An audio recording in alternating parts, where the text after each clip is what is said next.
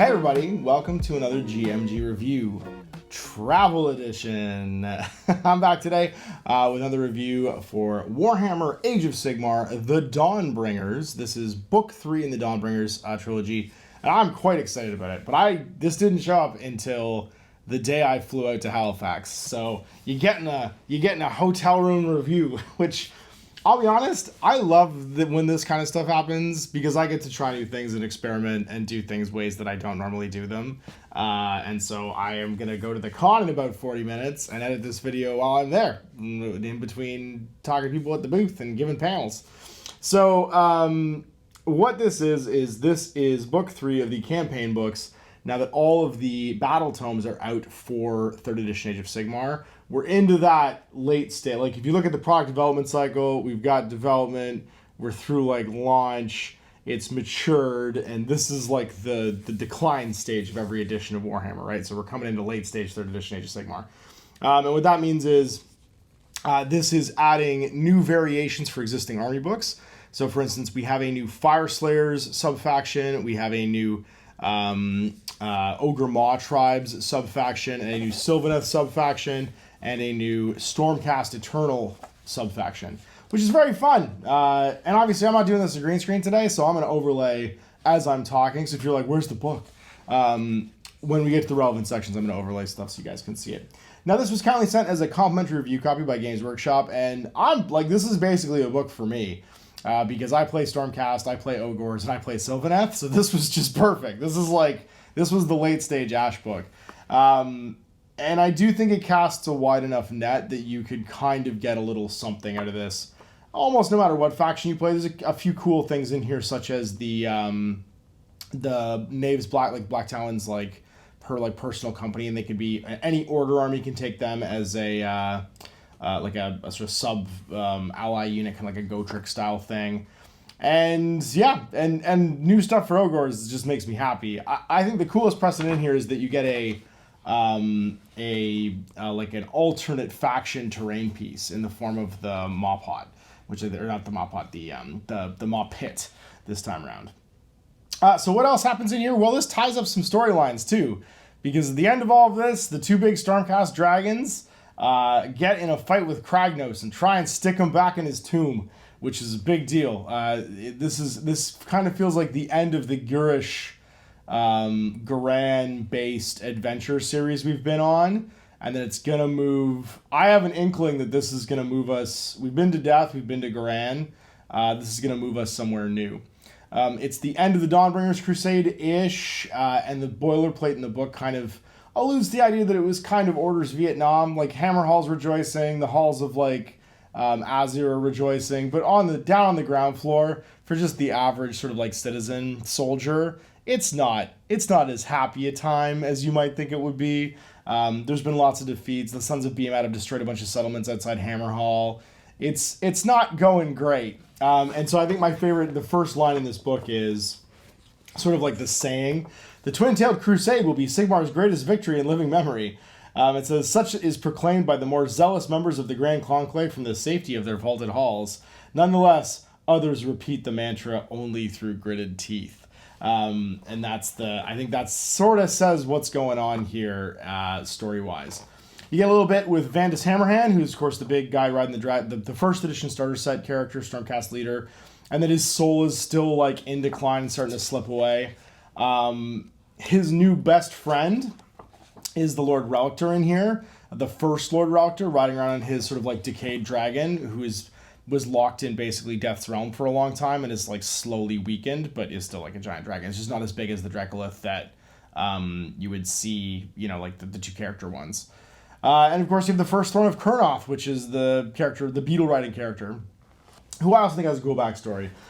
They all kind of get their own story arcs in here, and not to beat it around too much, but basically it's setting the scene. All of the sort of story stuff going forward here is setting the scene for the big conflict, in which you have the final showdown basically between the two dragon brothers and what's his name and Kragnos. Kragnos, the world's biggest beast man. A little bit of extra on what's going on with the Cruel Boys too. It ties together some of the storylines with the Cities of Sigmar launch. as well as what's going on in Warcry, which I think is pretty cool. I was really pleased that this book had rules for all my Warcry models in it, especially like the new Gorgers. They get a really cool new profile, as well as basically like a hungry ogre army. So it's a Gutbusters army themed to them in the new terrain piece. But we'll get to that in a second. We also get a campaign setting, Path to Glory sort of series, which will take you through the storyline.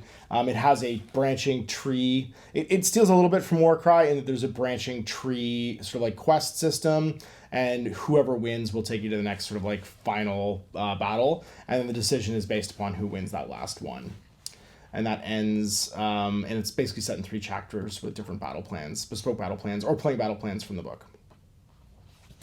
All right, and we're into armies now, starting with Belthanos and his new Sylvaneth subfaction.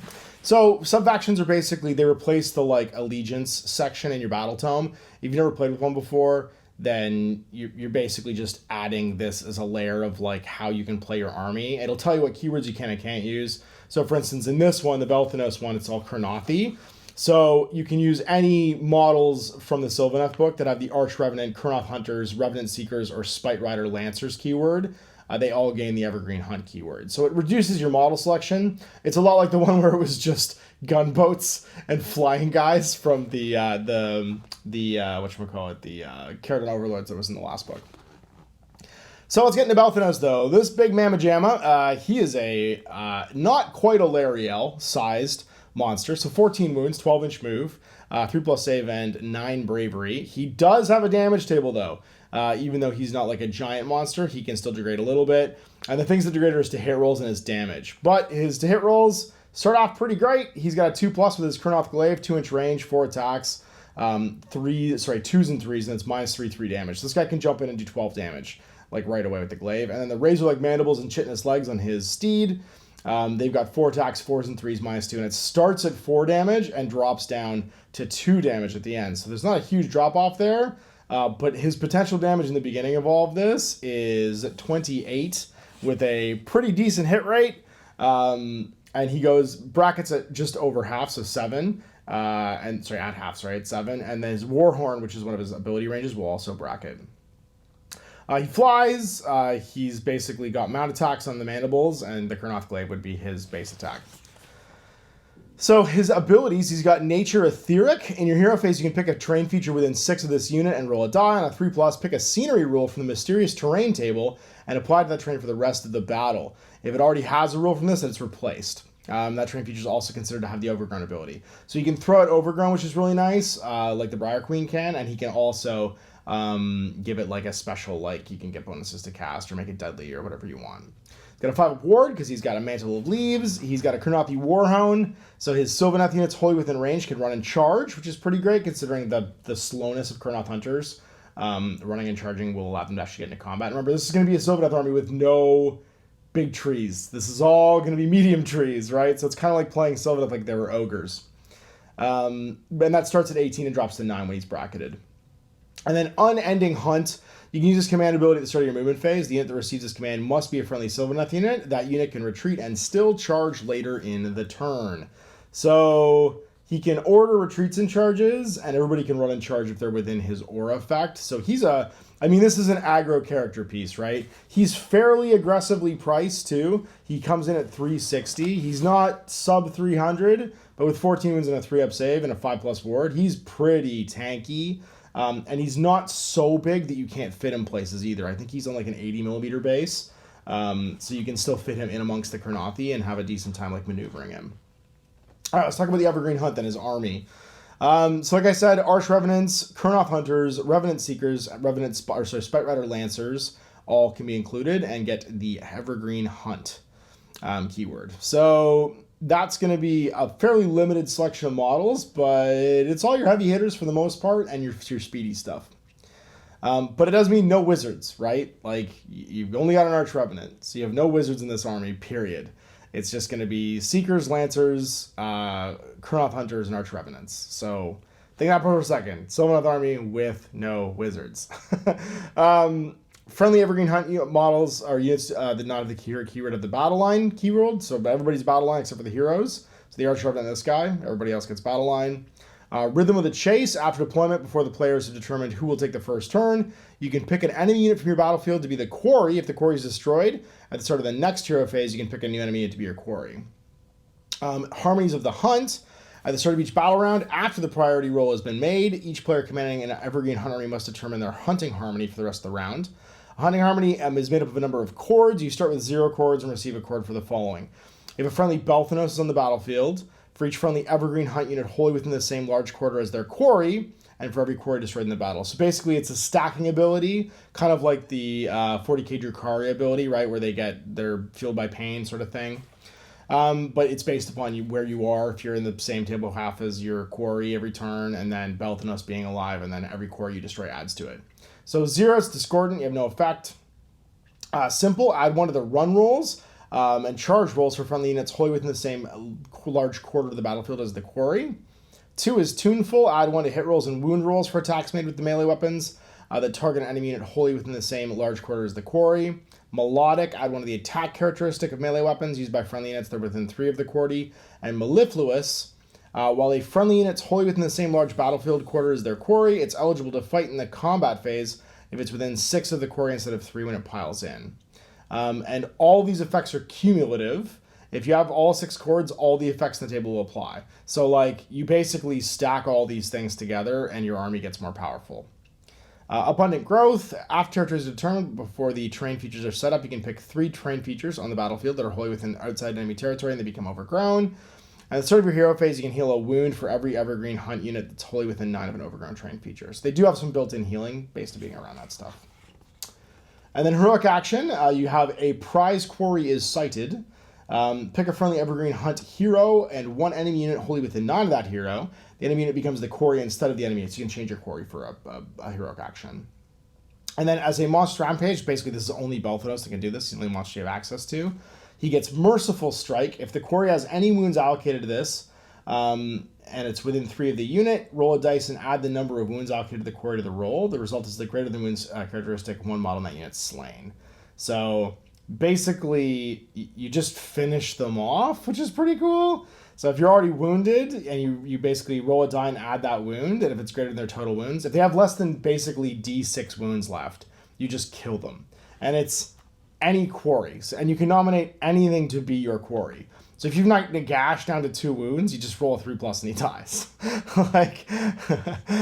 And that's it. And it's anywhere in the battlefield. So any unit can be your quarry, and as long as you kill them, he can just finish them off as a rampage.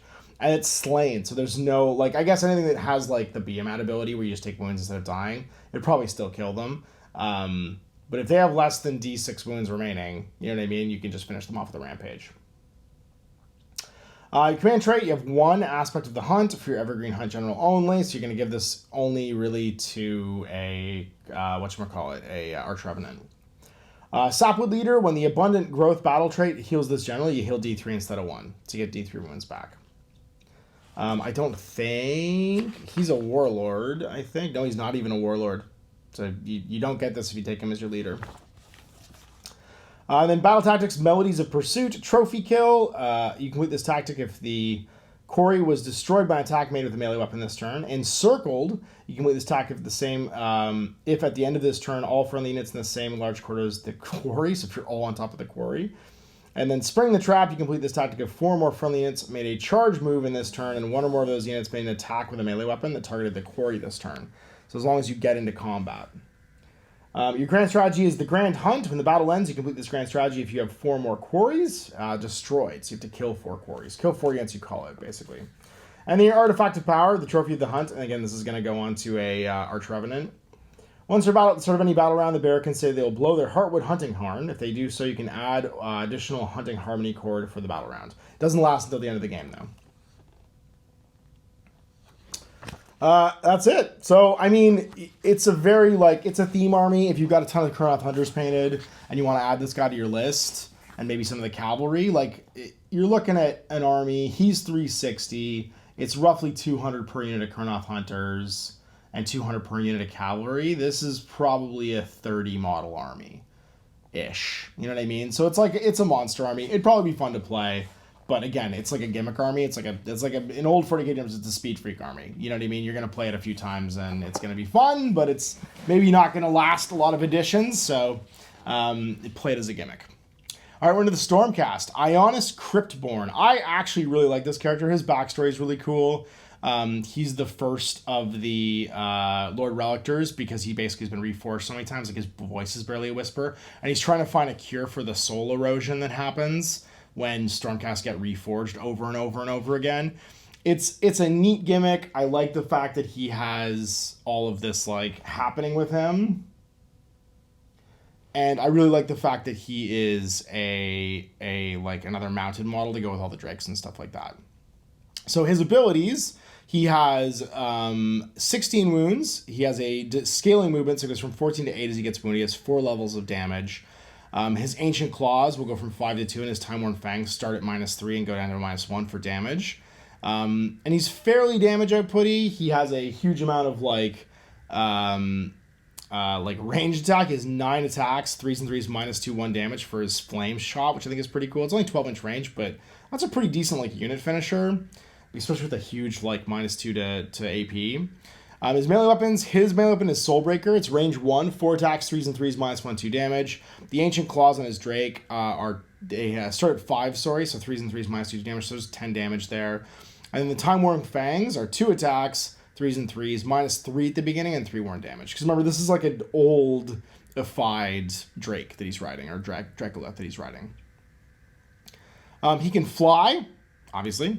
And he's got Spirit Scouring Flames that also have an effect.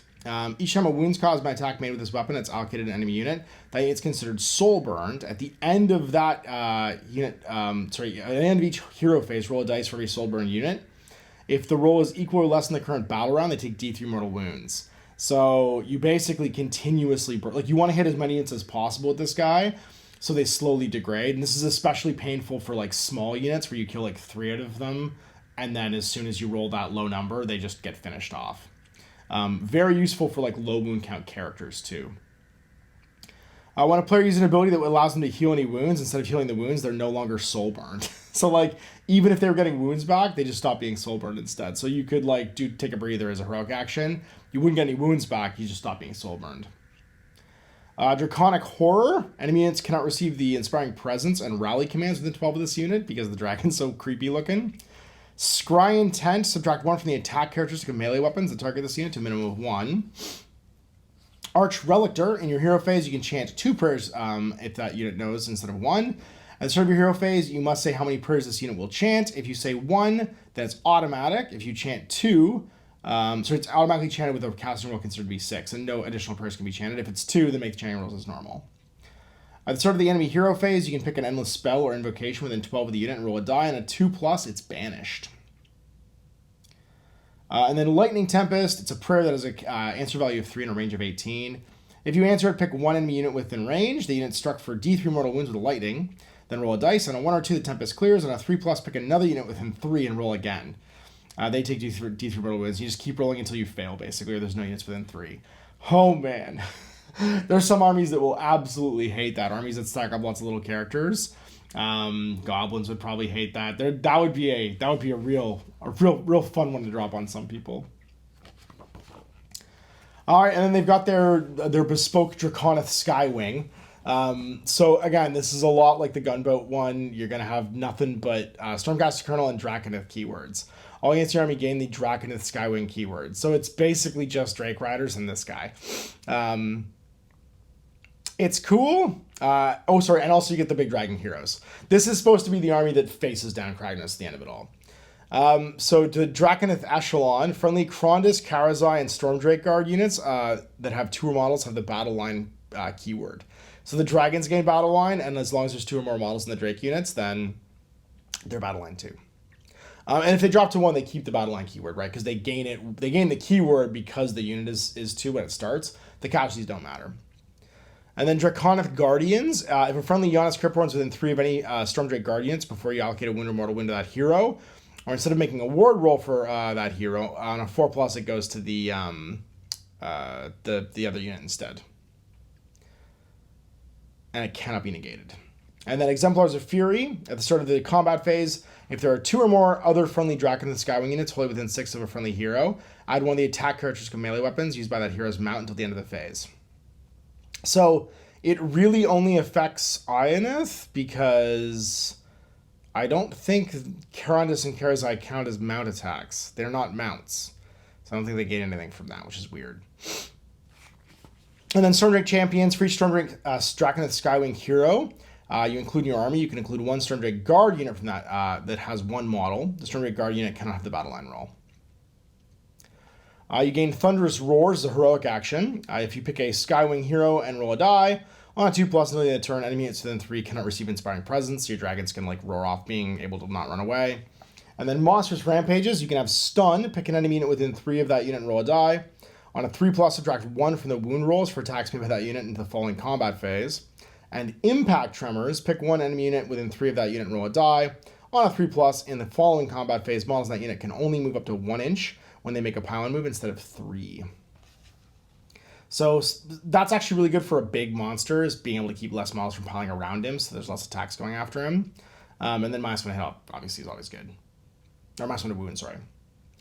You get 1 command trait and 1 artifact of power. So your command trait is Favor the Bold. After this general is fought for the first time in the combat phase, if there's no enemy units within 3 of this general, roll a die. On a 2+, the general can immediately move d6 and can finish the move within 3 of enemy units. So you basically can like fake charge.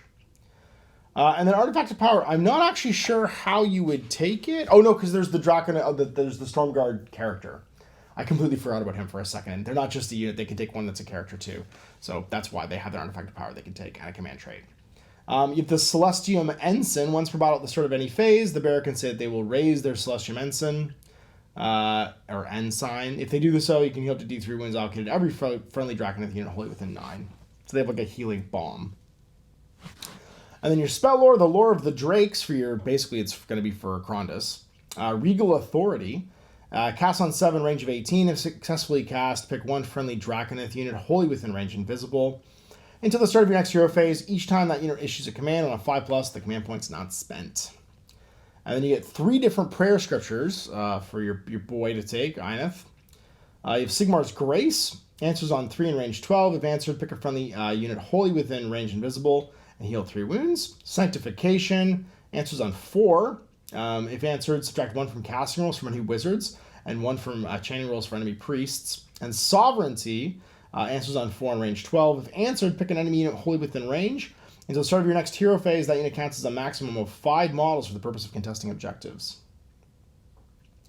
And then finally, Superiority of the Sky. On Wings of Death, when the battle ends, you complete this grand strategy of 3 friendly Drakenith units are wholly within 9 of each other. And then we got the Black Talons. This is the Regiment of Renown, or you can take each of these units as individual Stormcast. So they don't pair up with this whole Ionith thing, but they are either additional new units, which is funny, except for Lorai. Sorry, Lorai is Ionith Deepkin, and he becomes an Ionith Deepkin model. Or you can take these guys as a unit of 5, and they count as your ally choice, regardless of like the points you're playing. And it's Knave's Black Talon, Knave's Companion Unit, and 1 Lorai Child of the Abyss. These are the characters from Black Talon, which is the Warhammer Plus TV show, basically, that you can watch. And Nev has a new glow up. She's a move of 8, 6 wounds, 3+ save, and bravery 10. Her bolt storm pistol is 3 shots, 3+, -1/1 damage with a 12-inch range, and her axes have 7 attacks, 2s and 3s, -1/2 damage. Still +1 damage 3 if she fights a hero. And then she's Sigmar's Assassin. The unit can run and still shoot or charge later in the turn. And then finally she has Wind Rider. She doesn't need any aid from Griff Chargers to ride into battle. In your combat phase, immediately after this unit has fought and slain models, if any have been removed from play, you can roll a die on a 2+, remove from the battlefield and set it up more than 3 from all enemy units, and within 3 of the friendly Black Talons unit, that's more than 3 from enemy units. So basically, she can bamf back to her like fighting unit after she charges. So she can kind of like, what's cool about her is she can yo-yo. She can charge out, and then after she fights, just basically 2+, jump back to the unit and not be in combat. So she can never be struck back against on a 2+. Then Knave's Companions, basically 3 wounds each, 3+ save, 4 move, and bravery 9. They're kind of a paladin unit. You got the 3 of them. There is Hendrik the Silver Wolf, Rostus Oxenhammer, and Shakana Golden Blade. They've all got a different gun. They're basically a G.I. Joe unit. So the girl's got, what's her face? I just said her name and forgot about it. It's Shakana Goldenblade. She does sound like an 80s TV character. Actually, they all do. They all sound like they're in He-Man. She has a Typhoon crossbow, which can rapid fire for 6 shots, 3s and 3s, -1/1 damage. And then headshot for 1 shot, 2s and 3s, -3/3 damage. The Cyclone Sword on Hendrik is 6 attacks, 3s and 3s, -1/1 damage. And the Warhammer is 4 attacks, 3s and 2s, -2/2 damage. And then finally, there's the Celestial Hound that has Celestial Talons, which is the wolfy thing. It's 2 attacks, 4s and 3s.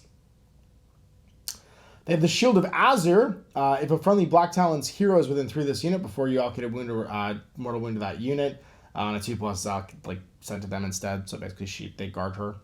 And then Consummate Aid. Each time this unit shoots with its Typhoon crossbow, if you target a hero, you can choose the headshot. Otherwise, you have to use the rapid fire. And then Lorai, the Idenith, has Abyssal Touch. As his attacks, his core stat line is just a basic Idenith hero, so 6 move, 4+ save, bravery 8, and 5 wounds. The touch is 4 attacks, 3s and 3s, 1 damage. And he's a wizard that can cast Unbind 1. He subtract 1 from hit rolls with his Aquatic Illusion if you target him, so he's -1 to hit all the time. He's got a 5-up ward. And then he can cast Nebulous Sea Fog. Cast on 6. If cast until the start of your next hero phase, the shooting attacks that target friendly Black Talons units that are wholly within 6 of this unit only hit on 6s. So he gets a cool shroud to get them into combat. They're a neat, fun unit. The values of all of these guys aren't that high. I think our whole unit's 340, and it's including 2 heroes, right? So, it's 3 paladins, 2 heroes. So that's Nev by herself would be 100 points, and so would the Idenith. So you're getting a 140-point paladin unit to go with it. And then Ionis is 400 points because he's a big leap boy, which makes sense. So I like them. I like them as a regiment around. I think that's cool. I think it's neat that you have that option basically to take her as a character by herself in a Stormcast army. They have Hammers of Sigmar as their keyword, obviously, because that's what they're from. But you could include them, obviously, as an ally in any other army and not have to worry about that. All right, it's my favorite part. We're into the Gorger stuff. The new Gorgers, not an individual anymore. Packs of 5. They got pretty great stats for their point value. I'm actually pretty stoked to use them in my army. They're only 220 for 5 of them. They have 5 wounds each, 6-up saves, a 6-inch move, and bravery 8. Their bone-shattering strikes are 3s and 3s, -1/2 damage. The clawback gets an extra attack, and they can issue commands, but only to their own unit. And then the Cave Howler, you get 1 in every 5 models can be a Cave Howler. And whenever someone receives a command within 12 on a 5+, that's not received because the Howler basically howls too loud for them to hear it. And they have Ambushing Hunters. During deployment, instead of setting them up, you can set them up in reserve. If you do so at the end of your movement phase, you can set this unit up on the battlefield more than 9 from the enemy. So just basically they bamf in this big 220 unit. And they are Gutbusters, which is cool, so they can join any Gutbusters army. And then the Maw Pit, I'm pumped for this thing. It basically replaces your faction terrain war scroll. So you get it for free if you decide you're going to take it. And it's set up just like the Maw Pod is. So you can set this up wholly outside enemy territory more than 3 from all other objectives and terrain features, so it doesn't have to be in your deployment like the Maw Pod does. If both players can set up faction terrain, then roll to see who sets up first. It's defensible and can hold 1 butcher who can actually garrison it. They become the head butcher. And the head butcher basically has the ability where you can pick an enemy unit within 18 of the Maw Pod and roll a d6. If the rolls more than twice their wound characteristic, they're slain because they get tossed in or dragged into the Maw Pod by a tendril. If the rolls more than 3 times the enemy unit's wound characteristic, 3 models are slain. So basically, target something with 1 wound on a 3+, you just kill 3 models. Target something with 2 wounds on a 6+, you kill 3 models. On a 4+, you kill 1 model. And then it also has Throat of Gur. At the end of the charge phase, the player's turn is taking place must roll a dice for each unit in their army that's within 12 of this terrain feature and within 12 of any units from their opponent's army and more than 3 from the enemy. On a 3+, they take D3 mortal wounds. If this terrain is held by a butcher, then it's 18 inches instead of 12 inches. And this has no effect on Gutbusters at all. It doesn't touch Ogres, it just touches everybody else. And then finally, It Fights Back. If you smash to rubble this terrain feature, you take 3d6 mortal wounds. I mean, imagine trying to kill a giant mouth in the ground. Take that, Sons of Behemat. You get your foot stuck in it. It does 3d6 mortal wounds to you. Like, it won't kill one, but it's very funny that you can't just, like, wreck this thing. And then you get your bespoke army, the roving mob. So you have to be Gutbusters or Gorgers, so no mounted guys in this one. But that's a lot of models. That's a huge number of models in the Ogre army. That's basically most of my army. I think it's all of my army, actually, because I think it's just not the kitties. It's not the Mornfangs. That's it. So Maw Pits of Gur. At the start of each battle round, after determining which player will take the first turn, you must determine the hunger status of the Maw Pit on your battlefield by rolling 2d6. If you included a Maw Pit in your army, add the number of models slain by the Head Butcher ability during this battle to the roll. So basically keep a tally of how many guys the Head Butcher's killed, which means target one-man units, because you're going to add way more models to the Maw Pit that way. Then you basically add one to the if it's garrisoned by a Head Butcher, add one to the roll. So then pick a result from the Maw Pit table that has a score equal or less than your modified dice roll and apply it for that battle round. A unit is vulnerable to Maw Pits if it is on the battlefield, unless it is wholly within one of a terrain feature that is not a Maw Pit or it can fly. So if you can fly, you're totally safe. If you're basically, it's like a sandworm. If you're not on like a big stone, then you're vulnerable to this thing. On a 2 to 3, it's subdued. There's no effect. On a 4 to 5, it's peckish. You're -1 bravery for units that are vulnerable to Maw Pits. So your whole opponent army can be -1 to bravery. On a 6 to 8, you're rumbling. Roll for every unit that's vulnerable. On a 5+, they take a mortal wound. On a 9 to 11, it's famished. Units that are vulnerable to Maw Pits and that do not have the hero word keyword cannot issue commands. And then 12+, ravenous. Roll a dice for every unit vulnerable. On a 4+, they take D3 mortal wounds. So let's say you've killed 3 models with the ability because you rolled a 3+ and you targeted a unit that has 1 wound. And you have a Head Butcher. Your average roll, like, you're going to be able to roll the middle there, which means 5+, everybody takes a mortal wound, or the -1 to bravery. By the end of the battle, like 3, 6, 9, you're basically always going to be ravenous. And that's going to be amazing. Just killing everything. You're driven by starvation. Friendly Gorgers units that are not wholly within one of a terrain feature at the start of the charge phase can attempt to charge you even if they ran. And then Butcher's Kitchen. For each Butcher unit in your army, you can include a Gorger unit as battle line. Ravenous Brutes, the usual thing, hungry and eating, so +2 move or +2 to your bravery. Might makes might, ogres count as 2, monsters count as 5, and then Gobbling Bites. At the end of the combat phase, roll a dice for each unit within 3 of a Gutbusters unit on a 2+, take D3 mortal wounds. So all the usual Ogre Gutbuster stuff is included on top of what's there. Then you get a command trait, you get a Master Maw Feeder for a Roving Maw General, so basically you want to have this on a Butcher. Prime Gut Servers. This general knows all the spells from the lore of the Great Maw, in addition to any other spells they know. Ha! And then Artifact of Power, Morsels from the Maw Pit. Once per battle at the start of your hero phase, you can pick a Maw Pit in your army that's within 9 of the bearer that has been affected by a rule that says it cannot be used as a scenery rules anymore, like Smash to Rubble. On a 2+, it comes back. So if you smash to Rubble, Morsel from the Maw Pit, he just like coaxes it back out. I love that. He just feeds it something. It's a flask of congealed maw juice. And then your battle tactics, spell lores actually first. Maw Meat.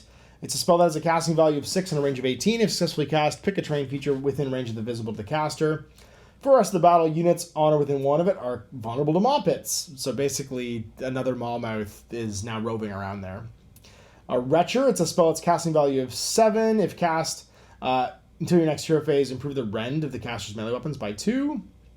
An Awful Bringer. It's a spell that has a casting value of 6 and a range of 12. If successful, pick one enemy unit within range and visible to the caster. Your opponent must make a move up to 6 inches with that unit. All the models in that unit must finish that move as close as possible to the caster, and can finish that move within 3 of the caster. If it's impossible to move them, they take D3 mortal wounds instead. After they've moved, if that unit's within 3 of the caster and the caster's within 6 of a Maw Pit, you can immediately use the Maw Pit's Head Butcher ability. So you basically just like bring them into the Maw. And then your tactics, you have that was just a morsel. You complete this tactic if an enemy models were slain by the Maw Pit's Head Butcher ability this turn. So like, that's a gimme. You can just do that one. If there's any 1 wound units in the army in range, you just do it. Slavering Ambush, complete this tactic if a friendly Gorger unit was set up on the battlefield using the Ambushing Hunter's ability and they made a charge move that turn, so they have to have successfully charged. And then we eated them all. Pick one objective controlled by your opponent. You complete this tactic if you control that objective model, and there's no enemy models contesting at the end of the turn. That's amazing. I love all three of those. They're super easy to do. I'm excited because I have this army, you can tell. And then your grand strategy, the empty stomach. Still not satiated. When the battle ends, you complete this grand strategy if 6 or more enemy models were slain by the head butcher ability. So, can you target a 1-unit unit in range? And that's going to be with an 18. And do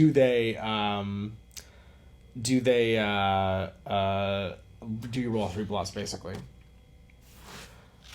And then the last but not least, we have the Vulcan Flameseeker. So we have rules for the other new Warcry warband, which is the Fyrelayers one. So they have basically they're basically a unit of like the heavy infantries. They have 2 wounds each, 4-inch move, 5+ save, bravery 8. They get throwing axes, 8-inch range, 4s and 4s, 1 damage. Fire steel weapons, 3s and 3s, 1 damage, 3 attacks each, and then Ember Teeth. On their little like Drakey Drakes, which are 1 attack, 3s and 3s. They have a Rune Father. 1 in every 9 models must be a Vulcan Rune Father. They get +1 attack. And then Droth Master. 1 in every 9 must be a Droth Master. And then Kindle Droth. 1 in every 9 must be a Kindle Droth, which is a little dragon. You get a Magma Droth Scaled Whip. Well, this unit includes a Droth Master. Enemy monsters within 3 cannot carry out monstrous rampages, which is crazy for some armies.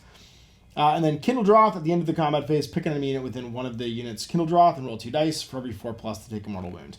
This is cool because it's kind of like they're starting to make warbands like the original Chaos Warbands, the original like Cult Warbands, for other armies, and the Flameseekers are just a neat little bespoke warband. You can have Lofnir Drothkeepers as your army. You can only include units if they have the Lofnir keyword, though. All units from your army gain the Lofnir Drothkeepers keyword.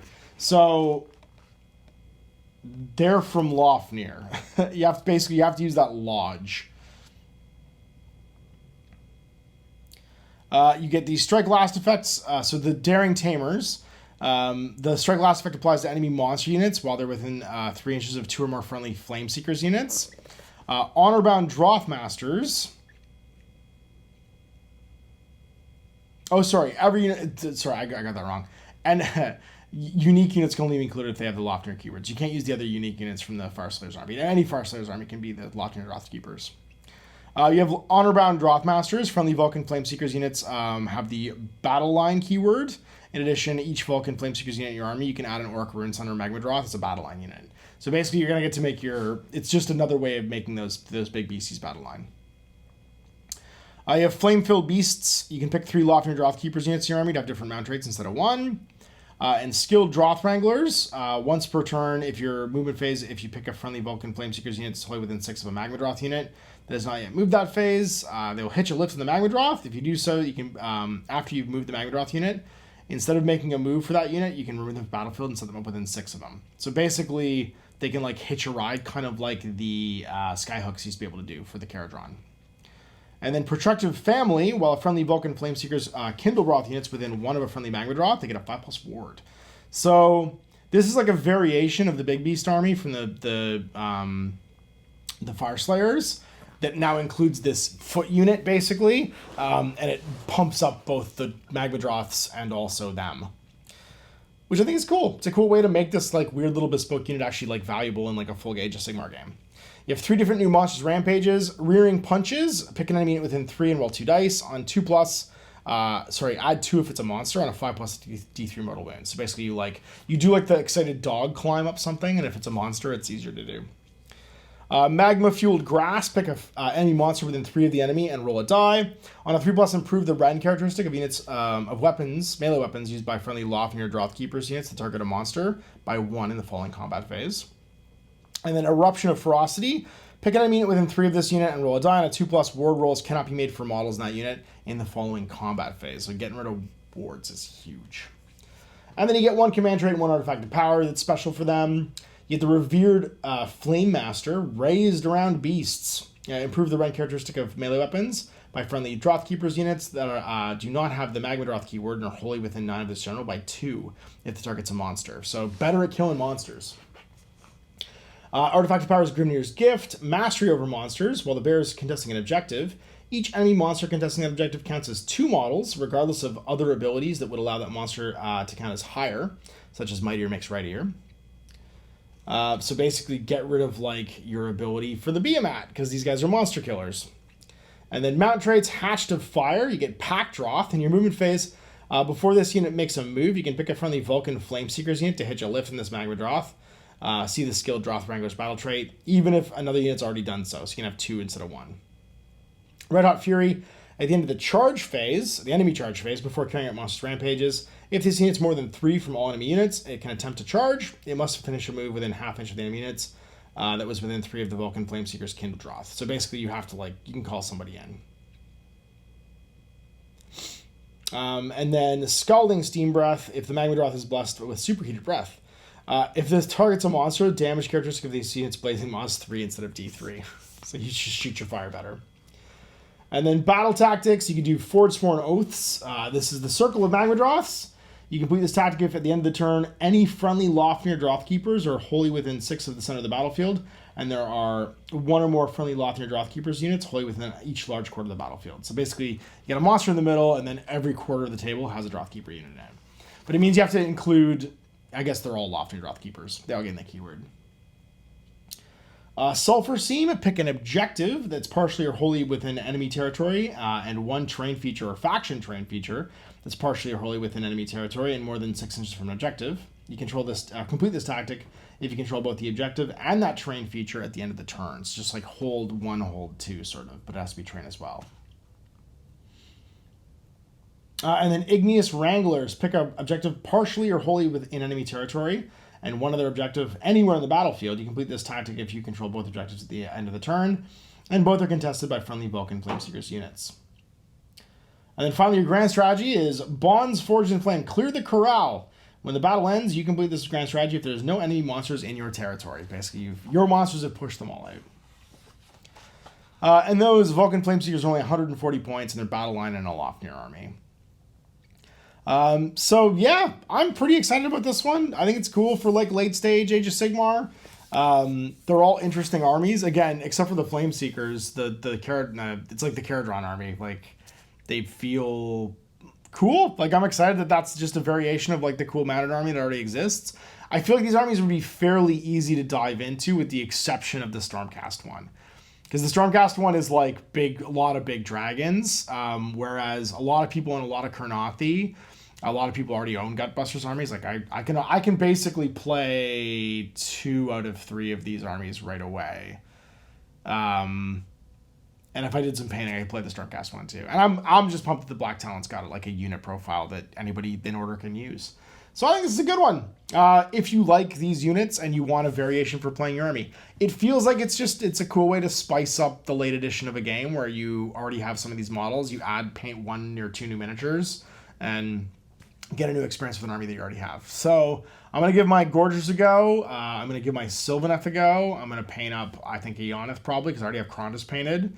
And finally paint my Stormdrakes and do a small point game maybe because I could probably play 2,000 points if I get 2 units of Stormdrakes done.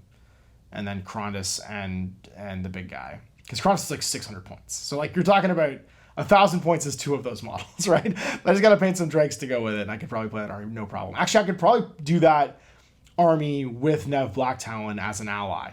If I painted Nev, Ionis, and my Drakes, I'd be able to play that army at 2,000 points, because you'd have, I'm pretty sure it's enough points to do it, and I'd have the battle line to do it too, because the Drakes and Krondas all count as battle line. So anyway, thanks for Workshop sending this along as a complimentary review copy. Thanks you guys for watching this crazy format, this on the road format. I hope you enjoyed it. Until next time, I'm Ash. Never mind.